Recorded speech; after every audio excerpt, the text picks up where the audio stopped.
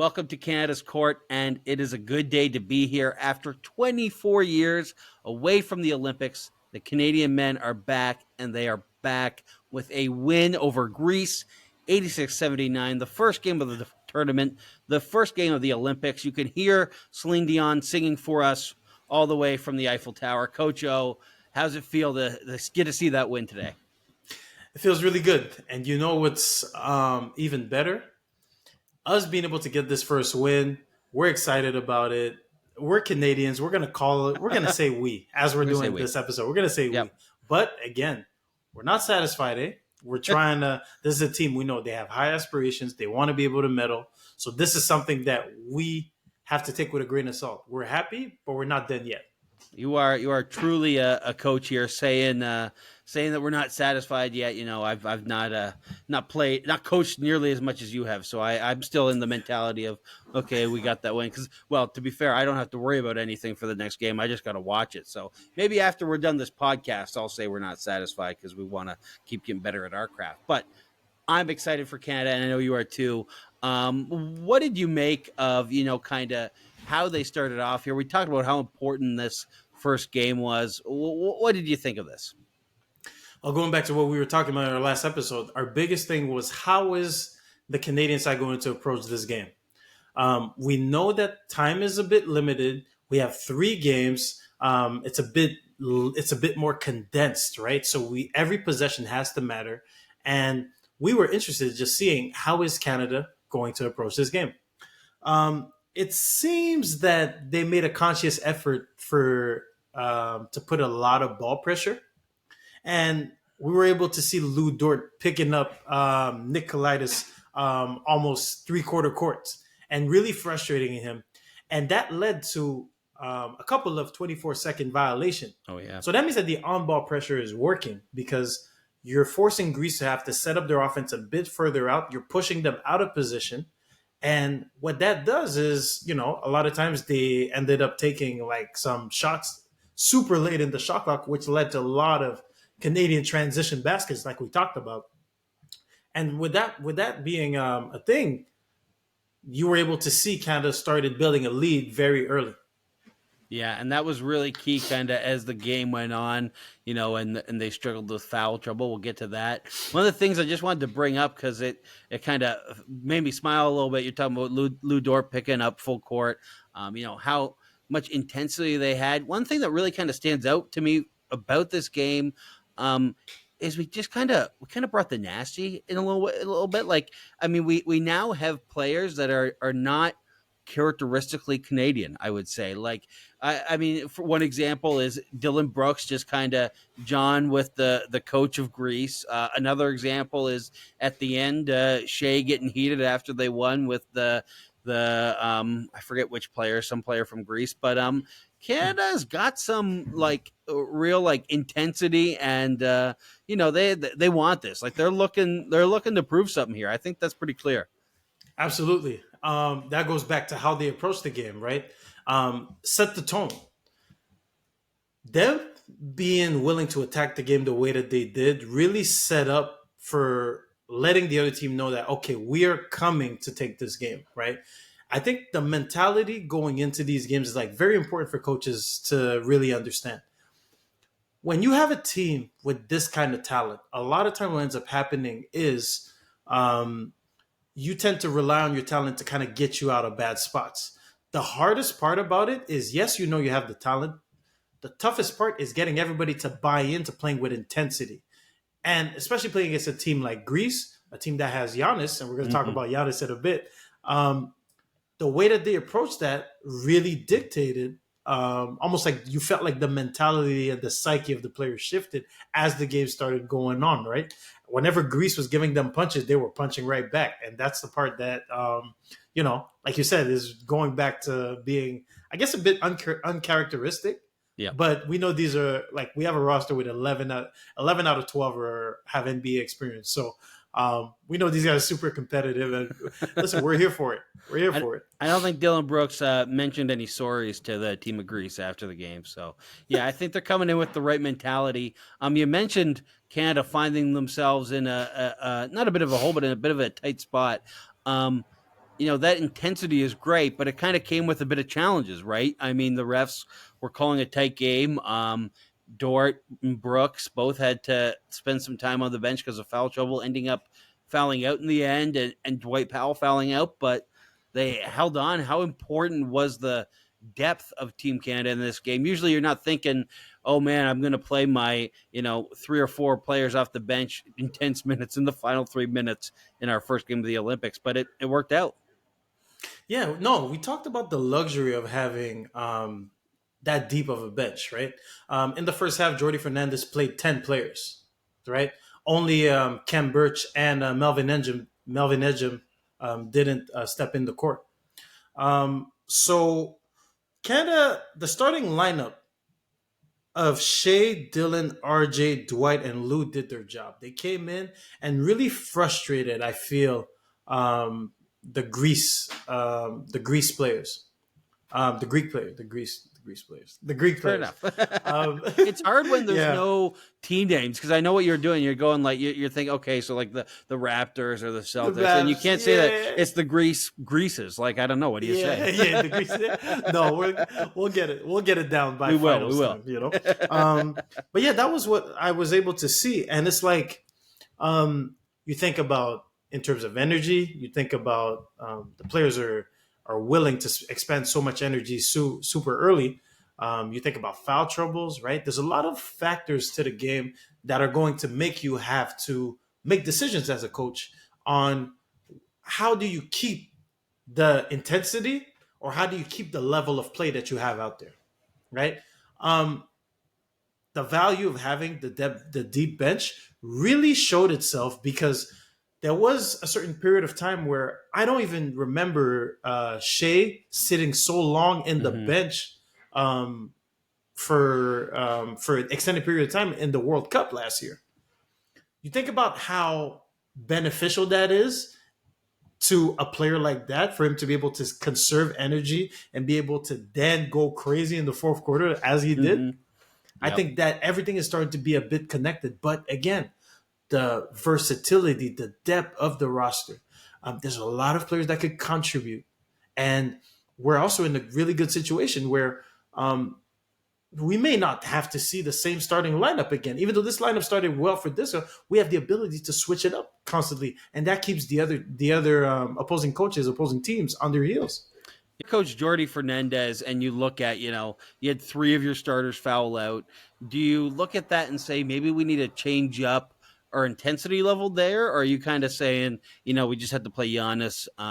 That's what's going to happen. You're going to get fouls. Or do you think they do kind of need to change how they approach the next game so you don't have, Dwight Powell, Lou Dort, Dylan Brooks sitting on the bench in the final 2 minutes? Because it worked this time, but you want those guys on the court at the end.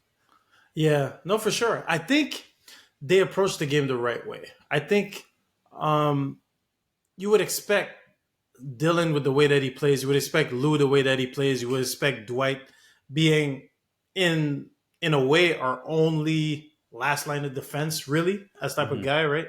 Okay, he's probably the most vertical athlete that we have on this roster right now.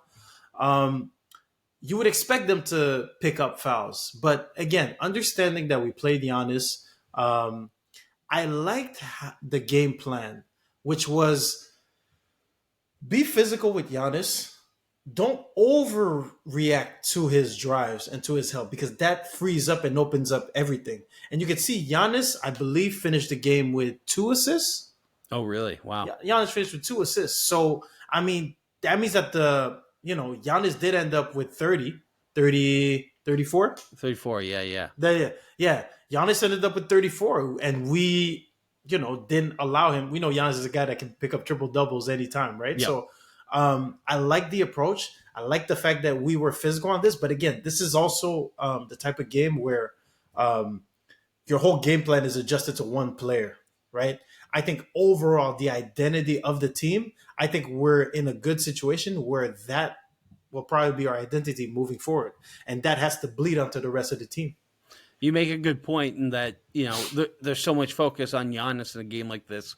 You don't really have that same kind of focus against Australia, which is their next game. It's more of everybody kind of staying in front. You're not really worried about one particular guy. I mean, you might say FIBA Patty Mills might cook you, but you have guys who can guard him 1-on-1. You're not too worried. There's what I'm trying to say is there's no one you're worried about sending a lot of double teams to when it comes to Australia. There's good players, but I don't think they have that kind of guy who's you're worried is about to drop 30 on you, and there's nothing you can do about it. No, that's 100% it, and I think Australia will probably be more of a team kind of play that we have to make sure that we contain. We're gonna have to contain certain guys. That's gonna be the biggest thing. We know Patty Mills is a threat, and we know that if Patty Mills as probably a primary scorer gets going, that can open up things for other guys. So that will probably be the approach that Canada will want to have going into that game. What did you think about Jamal Murray? Obviously, he didn't play in every single run-up game, kind of played limited minutes. And in this game, played limited minutes as well.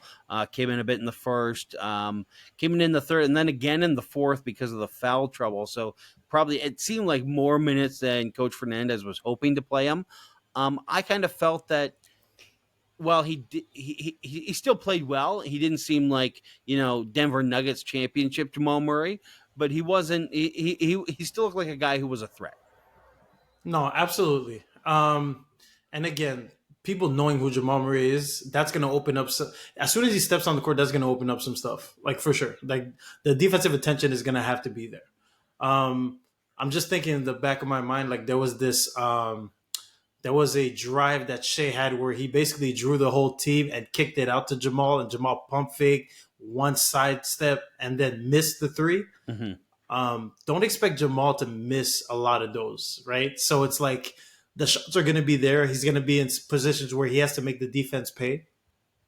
But I like what the approach that the coaching staff has for Jamal.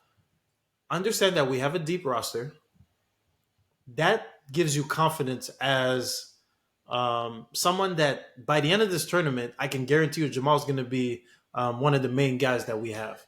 But that also gives him confidence to not. That also gives him confidence in his team because he doesn't feel like he has to come in and just rush everything, right? And I think that plays a huge factor because there's times where like he spends on the bench.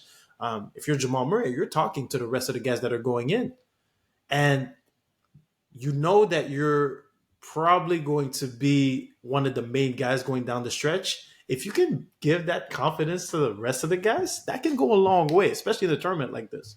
Absolutely. Jamal Murray's always been, I've always really enjoyed his mentality. One of the plays, I don't know if you quite remember it. I forget who the big was for Greece, but he kind of coming up the court, he was bumping into him a few times. Jamal was on defense, and then they ended up getting switched on each other. And Jamal, who not known as a defensive stopper, had to kind of go up against his post, and he really held his ground and kind of kept him at bay, and they ended up getting the turnover. It's just kind of really fun to see those plays. I almost, when I was watching the game, I felt like I was watching, I don't know if you remember when the first Avengers movie came out, and you got to see, all the heroes from those other movies you'd watch, Iron Man, Steve Rogers, Captain America, the Hulk. It was it's been like that. Some of the run-up games in this game, you're getting to see, all these players as a Canadian fan you love watching. Jamal Murray, Shai, Andrew Nembhard, Kelly Olynyk, RJ Barrett. You're getting to see them all come together on one team. It's kind of been other than it being basketball, so it's fun. It's just been fun to see all those guys that you cheer for all on one squad working together, trying to, beat the big bad, which in this case was Giannis Antetokounmpo. Yeah, no, absolutely. And it's what I really enjoyed was that as much as we think we may have a pulse on what this team is going to give us, you may come in to next game and have someone completely out of the blue just give you something else, right? I have to give the shout out to the five: Shai, Dylan, RJ, Dwight, and Lou. In the first quarter, that's basically the starters. Yeah. In the first quarter, they really put a lot of pressure on Greece and forced them to take shots that they didn't want to take. And then you saw Canada's lead built. Mm-hmm. You kind of felt that as Canada made subs, you almost felt like Greece started getting a bit more loose. They started getting a bit more easy stuff, right? Um, you don't have. I noticed that. So for this specific matchup, like the minutes with Lou and Dylan were actually really, really, really good. Mm-hmm. Um, but aside from that, like it's just understanding our personnel, right? Like even for me, I'm understanding different things. I'm understanding that in a game like this where you need to pressure full court, um, Lou Dort is a different kind of defender than Nikhil Alexander Walker. You feel like Mm-hmm. Nikhil kind of struggled. I'm using struggled as loosely, but you feel like Nikhil didn't have the same impact at guarding full court that Lou had. You almost feel like Lou was able to kind of like be low to the ground, bump the guards off of their positioning and force them to run their offense from a different place. Well, you feel like Nikhil's impact will probably be more not 3/4 court, but more half court, where he Mm-hmm. can kind of like use his length and athleticism there to be able to disrupt certain things, get into passing lanes, right? So, I mean, it's ever learning. Everybody's learning about this roster, right? And if we're watching this, like you could imagine, like they're probably looking at it like, wow, we haven't scratched the surface of what we can be.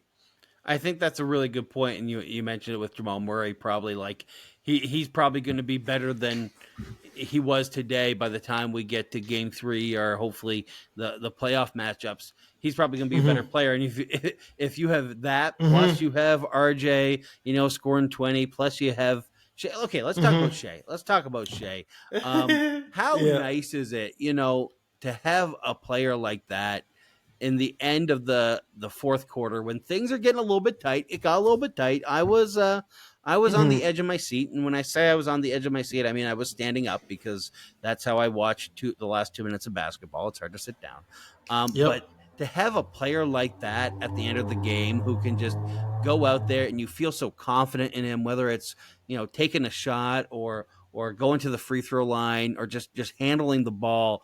How big is that? Just tell me how you felt about kind of how he closed things out. Yeah, it's a lot of comfort. Mm-hmm. I mean, it feels good when you're. I'm not complaining, Yeah, but no, yeah, finished the game with 21 points, 7 assists.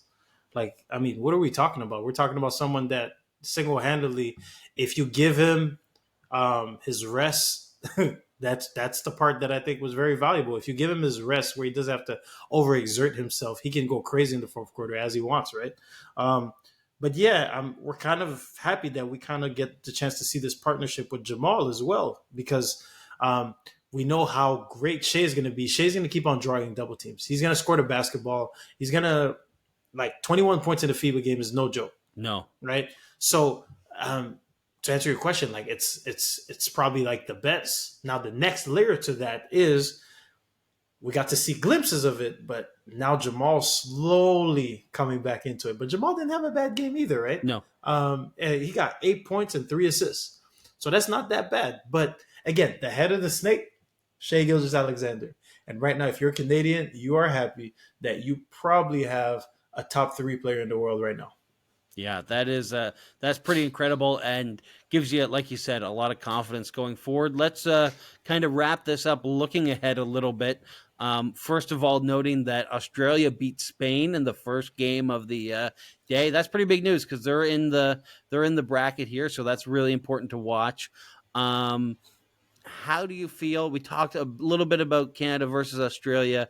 What do you think about that matchup? How do you think that's going to look like? Um, Again, I think this one will probably be a bit more team focused. Mm. Okay. I caught glimpses of that game. I think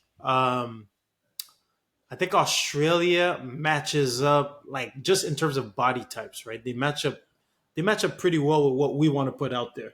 But again, our advantage is probably going to be that we are, ironically, this may be one of the games where we have more size. Yeah, I was just thinking that. We might have more size than Australia. You know what I mean? So, Yep. so now it puts you in this mindset of, okay, if we could be physical, if we could be just as physical as the game is going to be,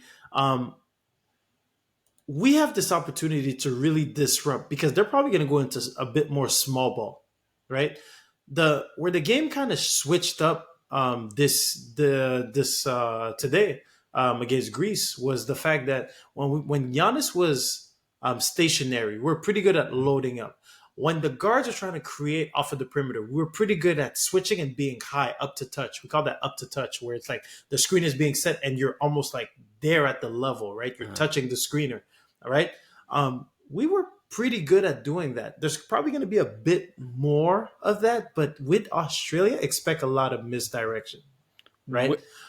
Who do you think they're going to put? Sorry, just to kind of go a little bit further. Who do you think they're going to put on Patty Mills? Because if we think Patty Mills is the kind of the number one player there, what do you think the best matchup is for Canada?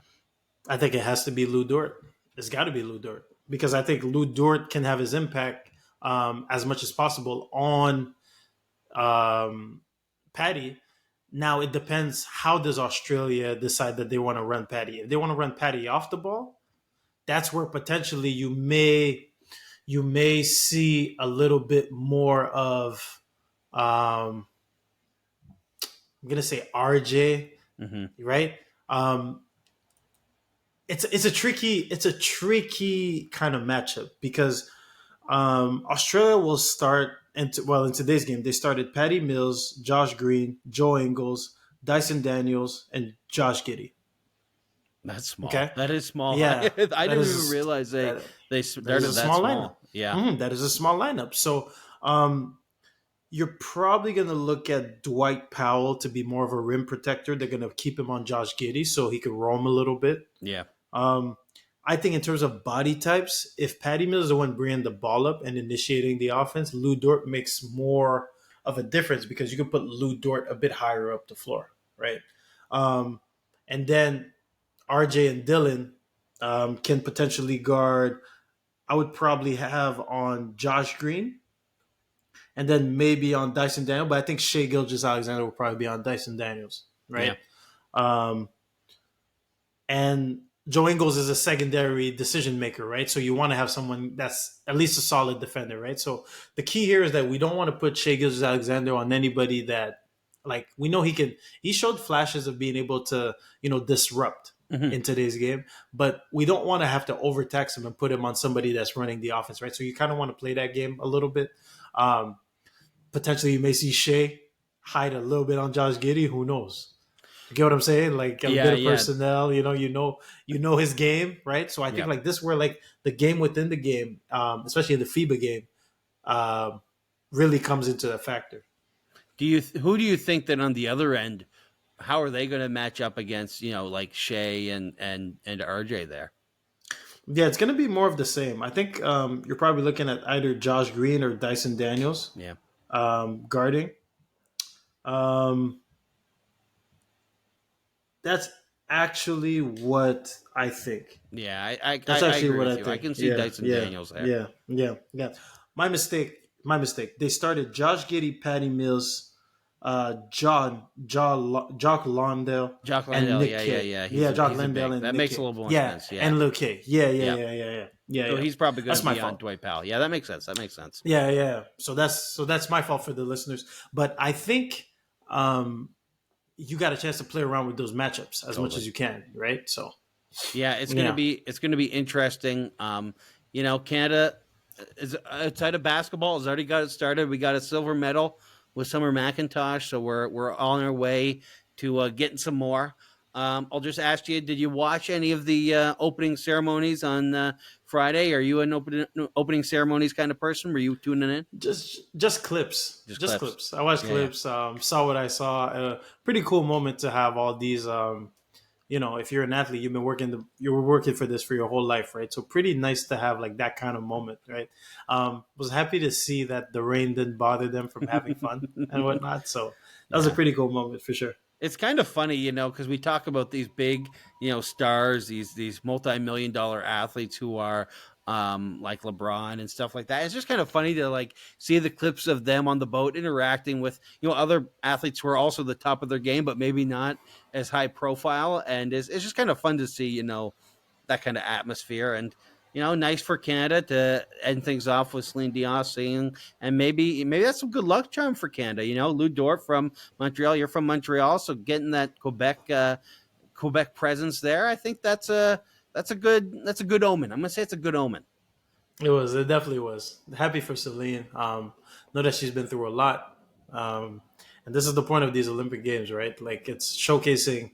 Um, it's almost become like an international like event where like we're not just showcasing these sports. Like this is a platform that you have a lot of people have the opportunity to um, either showcase their skills, but also it's bringing the world together, and I think that's something that we really need in this time. We know how things can be hard. There's a lot of wars going on in the world and whatnot, so like it's nice that for a split second we can kind of like slow down and support these athletes and their Olympic dreams. But when it gets down to it, we talked about the intensity of the men's team. They weren't on the boat. They weren't on the boat yesterday. They wanted to be ready for their game today, and they were. So you know what? Maybe a good decision there, and they can watch the clips too. They see the clips. They'll be good. They can walk around Paris. They'll be fine. Coach O, it was great to have you on, and as people know, we're going to be doing this a lot more. This is really just our warm up. This is our setting the tone for the rest of the podcast. We're going to be coming on here after games for the rest of the tournament. As long as Canada's getting wins, we're going to be here. It's going to be a lot of fun, eh? Oh, I'm excited for it. So right now, I want to know, but again, like I said, we're not satisfied. So appreciate you, Phil.